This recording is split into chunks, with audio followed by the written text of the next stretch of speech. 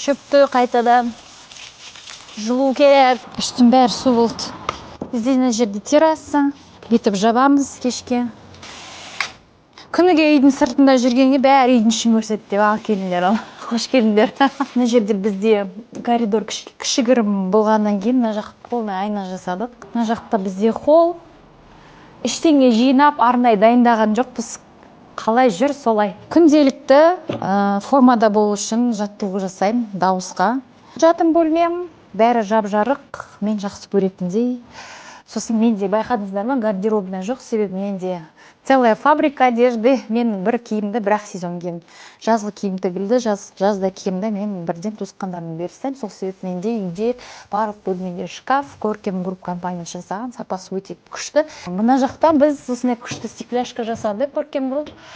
Енді мына жерде менің кітаптарым қазір оқып жүрген, мына жақта менің алтындарым, мына жақта косметикам. Мына жақта енді бұл жерде де міне Көркем Групп әдемілеп осындай полкалар жасады. Өзінің керекті жаңа осындай Құранға байланысты, дінге байланысты осындай күшті біздің ілім алатын кітапханамыз.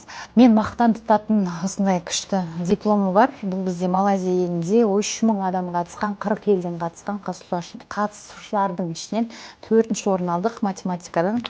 Осындай белестерді бағындырып жүрміз, Құдайға шүкір. Байқасаңыздар, бұл жерде айна жоқ бөлмеде, бірақ айнаны Көркем Групп бізде мынау мебельдің жиһазын сыртынан осылай қойып берді. Қараңыздар, кіргенде, шыққанда ыңғайлы балаға. Мына жақта айтпақшы, мен бақшамды көрдіңіздер ме? Осындай әдемі гүлдерім бар. Оның барлығын мен өзім баптаймын.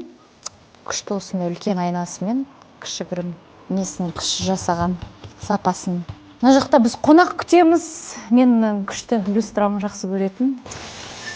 Үйіме екінші кіріс. Террасадан кіреді. Бұл жақта кухня, ас бөлмесі. Балаларға өте ыңғайлы. Мына жер террасада отырып, өздері жаңа пикник жасайды. Осы үй.